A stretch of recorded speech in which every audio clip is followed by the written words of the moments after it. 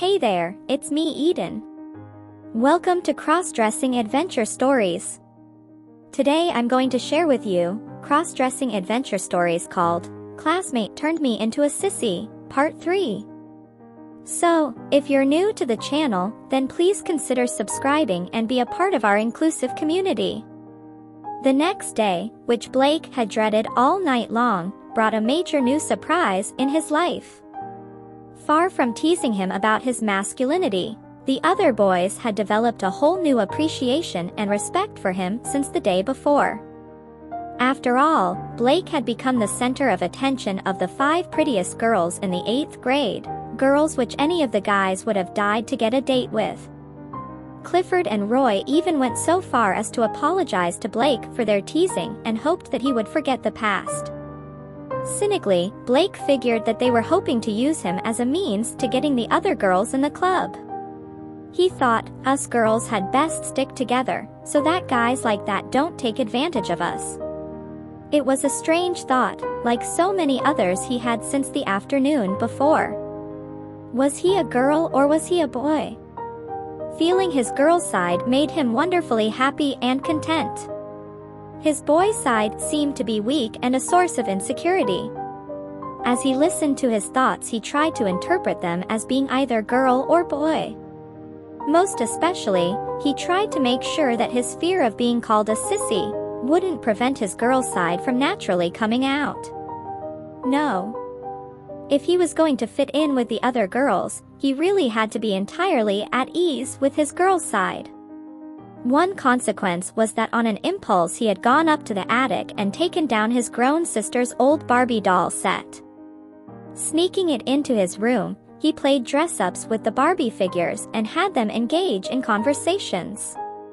They talked about fashions and what outfits they wanted to wear.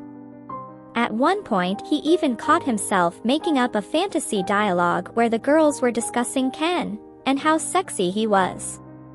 His mind drifted to the poster of Brian and he felt a slight twinge in his chest.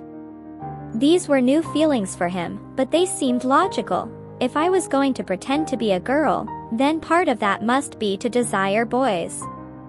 If he was honest with himself, he realized that as long as he felt like a girl, then he would want to be considered pretty by the boys. At school, the other club members greeted him happily. They wondered if he had any second thoughts about his decision. And he had told them about how happy he was to play with the dolls. They told him that on occasion the girls-only club had Barbie parties where they all played with their dolls together, but it had been some time since they had done this since they were getting older and not as likely to play with dolls. They reassured Blake, however, that since he didn't have a normal girl childhood he had some catching up to do with girl things. And this was a great way to let out and develop her girl feelings. Amy gave Blake a small package in the homeroom and told him to open it up when no one else was looking. When he did, he discovered in it a pair of pink cotton panties with a little heart-shaped note from Amy saying, "To my new girlfriend, Pamela. These are an old pair of mine which you can have so that you'll be able to change panties between now and next week." Blake blushed and thought how he couldn't wait to go home and try them on. At recess, Blake wanted to be with the other club members, but before he could get to them, he was surrounded by the guys who bombarded him with questions about the girls. He could see the other girls standing nearby, but the best he could do was sneak them a hopeless expression until Kathy winked at him signaling that they understood. The guys wanted to know all about the girls. Clifford asked him, "How far did you get with them? You were in Kathy's house for hours. It must have been an orgy, wasn't it?" Blake did not know what to say. If he said he was becoming a girl, then he would be as good as dead. He also couldn't very well lie that he was getting sex off the girls, since it was repugnant to him to admit such feelings. He said, "Nothing much happened. We discussed school and some common interests. They talked about ways to help me fit in better with the guys. They are really very nice people, and certainly open to any boy who treats them with respect and not just as a sexual object. They really want to have nice, intelligent conversations with boys, but find that usually difficult when the guys are constantly making moves on them. This was something the boys didn't want to hear. Clifford said, "You mean all I have to do is talk about something other than sex and then they'll have sex with me? That's just baloney. I know girls better than anyone, and I'm sure the quickest way into Kathy or Karen's panties is by just telling them what to do. Girls like to be treated rough. It turns them on." It made Blake slightly ill to hear all this, but he wasn't about to argue with Clifford. Luckily for him, one of the guys suggested they all play some baseball, and the group quickly broke up. Blake then walked over to the girls' group, after which they all slowly walked across the field away from the other kids. Blake thanked Amy for the present and Janet said, "What present?" "Oh, Amy gave me a pair of her old panties this morning so that I'd have them to change into during the week. Right now, I'm wearing Kathy's blue panties from yesterday." "That's very sweet of you. Let me take a peek."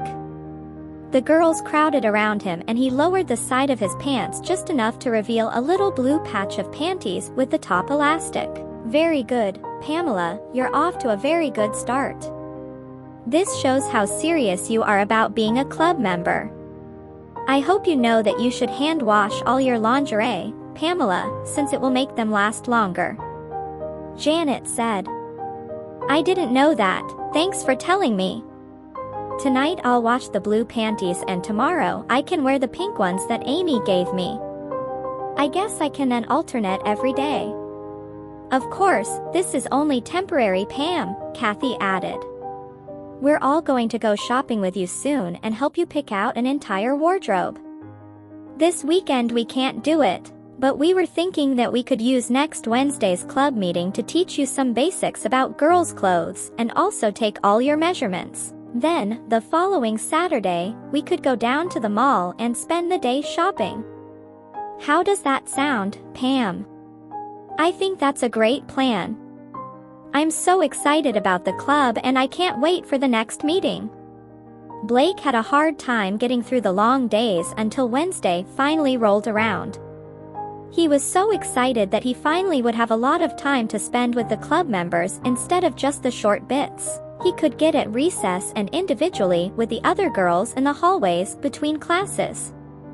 As the week before, the group of girls gathered in front of the building after the final bell. Together they walked to Kathy's house, with Blake feeling very comfortable with his new friends.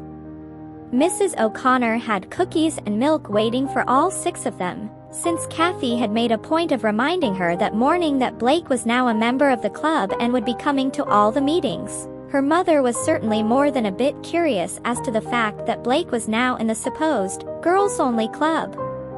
But when she had asked Kathy about it, all she had said was that the club members had made a special arrangement to be able to allow Blake into the club.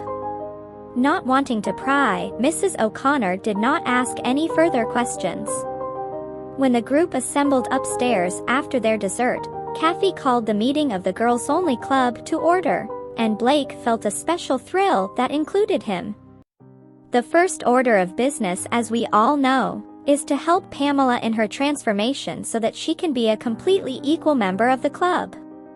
The older members have been informally discussing how we are going to do this, and we decided that a good place to begin is to discuss bras. Then we'll talk about panties, of which you have some familiarity now. Then we can go on to stockings, slips and all the other items. This might take a few weeks or more even, but we are in no real hurry. Certainly, by today, we'll have you looking and feeling quite feminine. Just enough to be one of the girls for all our subsequent meetings. So first, Pamela, take off all your clothes except your panties." This day, Blake had on his pink ones. After doing this, it became clear that Blake's large clitoris was a problem again. "I believe it is Janet's turn to take care of Pam's clit," Kathy said. "Okay, Pam, come with me into the bathroom and I'll help you take care of it." Blake got up and followed Janet into the bathroom. Here she soaped up her hand and began quickly running it up and down his clitoris. After a few seconds the job was done and Janet gave Blake a hug and told him how sweet he was. They came back into the room, where the girls all congratulated Blake on being so quick and cooperative. He sat down in the center of the girls. Then Kathy said, "Okay, we can give you a lot of insight into bras if we each discuss with you the particulars of the bras we are wearing. So let us all take off our tops." At this all the 5 girls took off their blouses. For Amy, Janet and Kathy, this was a pullover shirt, while Karen and Penny had blouses which they unbuttoned and took off. Penny had on a slip-on over her bra, so she then undid her skirt and then pulled her slip off over her head. She said, "As you know, this is a slip, but we'll talk about them later." That's all for today. See you in the next video. Till then, take care. Oh yes, please like and subscribe to my channel. And also share your feedback, it really means a lot to me.